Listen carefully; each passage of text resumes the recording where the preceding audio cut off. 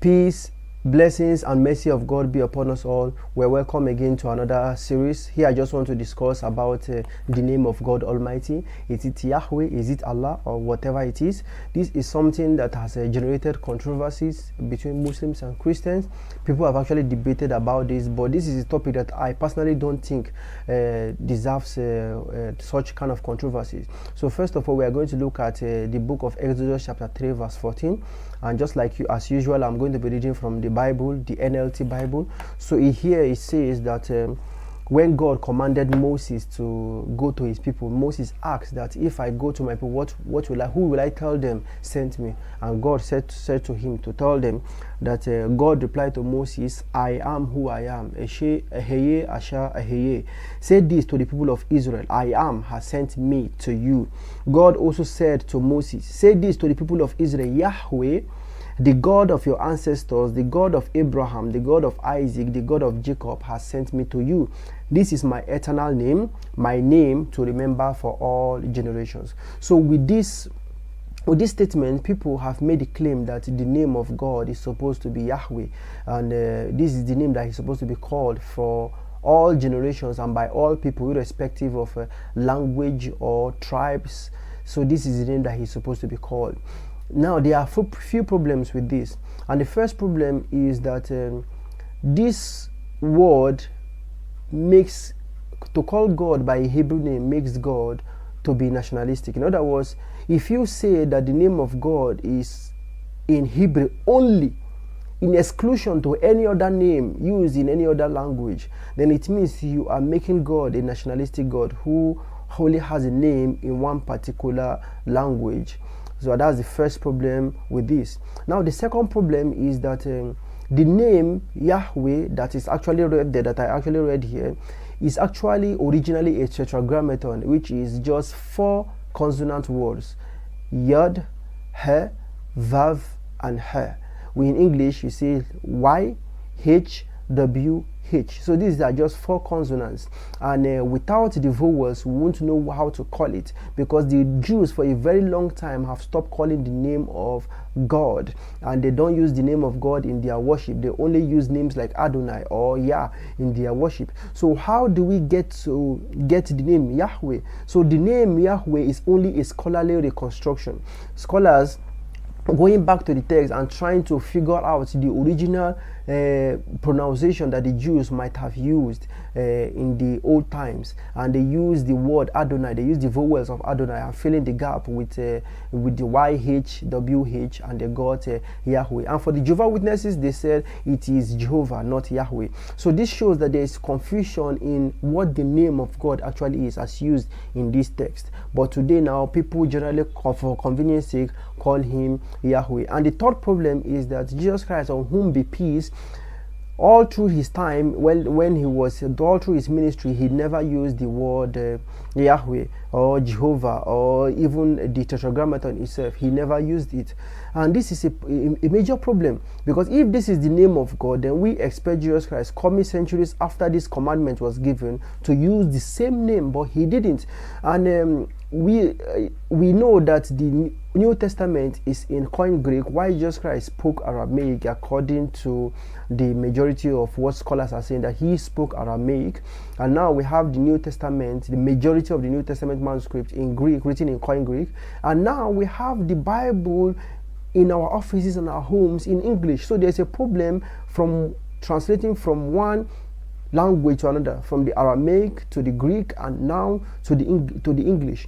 But we have a small reservation of some Aramaic words in the New Testament, and a good example is in the book of Mark, where Jesus Christ was on the cross. We are told that he made this statement, Eloi, Eloi, lama sabachthani, my God, why have you forsaken me?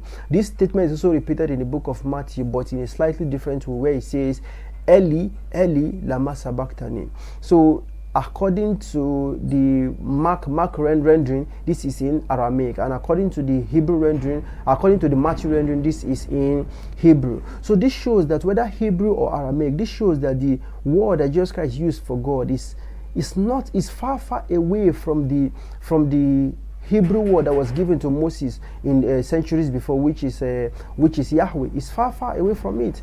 Which is Yahweh, is far, far. So what we can learn from this, how do we reconcile all of this? How do we make sense of all of this?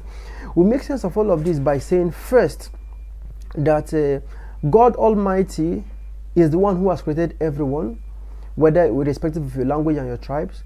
So God Almighty says in the Quran chapter 30 verse 22, where he says, وَمِنْ آيَاتِهِ, and among his signs, خَلْقُ السَّمَاوَاتِ وَالْأَرْضِ, is the creation of the heavens and the earth, وَاخْتِلَافُ أَلْسِنَتِكُمْ وَأَلْوَانِكُمْ, and also the differences in your languages and your colors. God says, إِنَّ فِي ذَلِكَ الْآيَاتِ لِلْعَالِمِينَ, verily in these are signs for people who have knowledge. So in other words, God is declaring from the very onset that he has created all of these languages, differences in our languages and our tribes and our colors. And also he says that we should understand that وَإِن مِّنْ أُمَّةٍ إِلَّا خَالَ فِيهَا نَذِيرٌ, in Quran chapter 35 verse 24, that there was not a single nation except that there was a warner among them.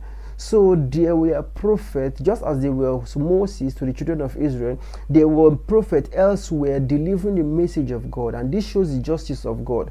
Yes, overwhelmingly, in general, on the average, more prophets and messengers were sent to the children of Israel. But God is saying that he did not just leave other nations also like that. He also sent them guidance. He also sent them messengers to warn them. And also in Quran chapter 13 verse 7, God says, وَلِكُلِّ قَوْمٍ هَادٍ, and to every nation we have sent a guidance. So, and these prophets that must have brought their guidance to them must have taught them the name of God in their own language. In their own language. So according to the Quran, God can actually be called according to one's own language. So this is the first correction that the Quran makes to that. And also the Quran gives the final a word which I think solves the whole problem. It says in Quran chapter 17 verse 110 that Qulidullah, call him Allah, which is the Arabic name for God, or Awid Rahman, call him the most beneficent. Ayyama tad'u, whatever name you call him, falahul asma'ul husna, to him belongs the most beautiful name. So according to the Quran, whatever name you call God in your language, if it is Chineke, if it is Ubangiji, if it is Olorun, as far as it denotes a beautiful name for God, and it is something that is positive, then it is okay. You can actually call God these words. And that is the reason why in Arabic the name for God is Allah. And this is the same name that is used by Jews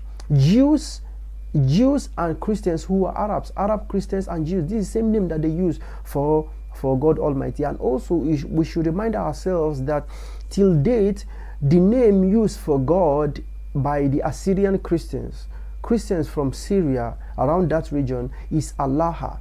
Is Allah, and we can check this out online as well. In any Aramaic dictionary, we see that the name of God in Aramaic is Allah or Allah.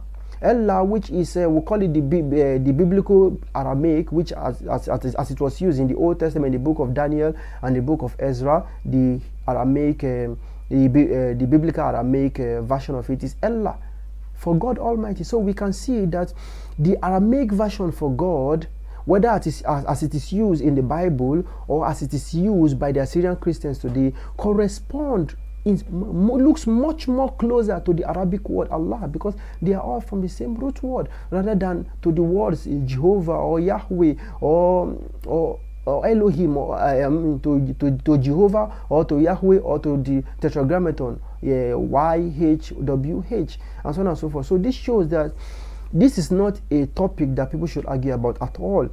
God can actually be called any name in any language, as far as that name is beautiful and it is unique for God. Let me explain what I mean by unique for God again. For example, we have a particular name, Amadioha is a common word in a common word for a god in Igbo. So when we say because Amadioha is already being used for God, we can no longer use that word for God Almighty, because that's already been used. So when we use it now, it's no longer unique. So the name that we are talking about must be unique in such a way that it is only the one true God that we refer to with that particular name in our language, whatever our language is. In other words, that is that unique word that we use to refer to God Almighty. So if we do this, then there is not a problem at all. So this is the name of God. We can call him in any language. Awidullah, Awidur Rahman. Call him Allah, call him the most beneficent, call him the most merciful. Whatever name you call him, to him belongs the most beautiful name. So till next time, I will pray to God Almighty to grant us mercy and to grant us peace and security. May the peace and blessings of God be upon us all.